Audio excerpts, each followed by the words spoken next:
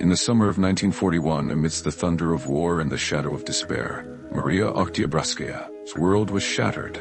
Her husband Ilya, a commissar in the Soviet army, was killed defending the city of Kiev against the relentless Nazi onslaught. The news arrived like a thunderclap, devastating the once vibrant telephone operator. But Maria was no ordinary woman. Her grief transformed into a burning resolve. She vowed to fight back, not with words or protests, but with the steel and fire of vengeance. A vow forged in fire. As the Nazi forces advanced, laying waste to her homeland, Maria stood resolute. The vision of her husband, sacrifice, ignited a determination unlike any other. She would not sit idle knitting scarves for soldiers. No, Maria intended to become the weapon that would turn the tide of war. But the Soviet army's recruitment officers were unimpressed.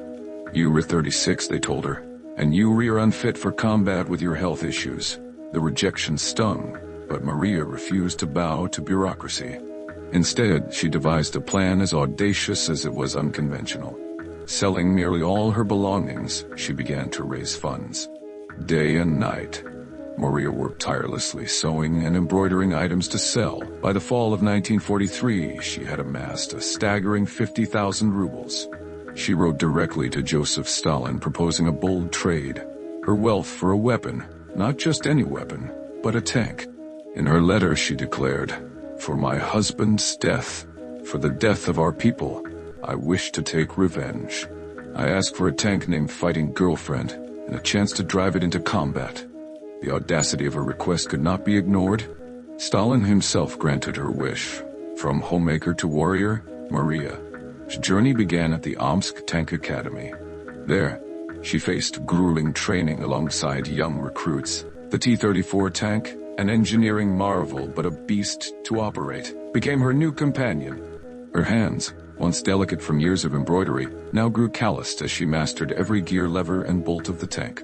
Her instructors doubted her resolve at first, but Maria's fierce determination and quick learning soon silenced their skepticism. By the end of her training, she graduated with honors. In October 1943, Maria joined the 26th Tank Guards Brigade. Her dream became a reality. She stood before the freshly minted T-34-76, its name painted boldly on its turret, Fighting Girlfriend. With a deep breath, she climbed into the driver's seat. This was her chariot, her weapon of vengeance. Baptism by fire, the Eastern Front was a brutal theater of war. Maria's first combat experience came in the blood-soaked fields of Vitebsk, Belarus. Her tank rumbled into the fray, the engine roaring like an angry beast. The battlefield was chaos. Artillery shells whistled overhead. Maria's crew had barely crossed enemy lines when they encountered a German artillery position. With adrenaline coursing through her veins, she maneuvered Fighting Girlfriend into a firing position. The cannon roared, its shell obliterating the enemy gun. Her tank pressed forward, crushing Nazi defenses under its tracks. By the end of the battle, the crew had destroyed multiple positions and left scores of enemy soldiers dead. When the smoke cleared, Maria penned a letter to her sister. "You can be proud of me. I've been baptized in fire. I'm slaying these bastards. Sometimes my rage is so great I can hardly see the light." The fearless Avenger, Maria's legend grew with each battle. On November 18, 1943, near the village of Novo Selo, her tank became a symbol of Soviet resilience. The Nazis launched a ferocious counterattack, but Maria's crew held firm. Her tank took a direct hit, damaging its tracks, but she refused to retreat. For 2 harrowing days, she and her comrades held their position, repelling wave after wave of enemy assaults until reinforcements arrived. Her most daring feat came months later during a battle at the Krinka State Farm.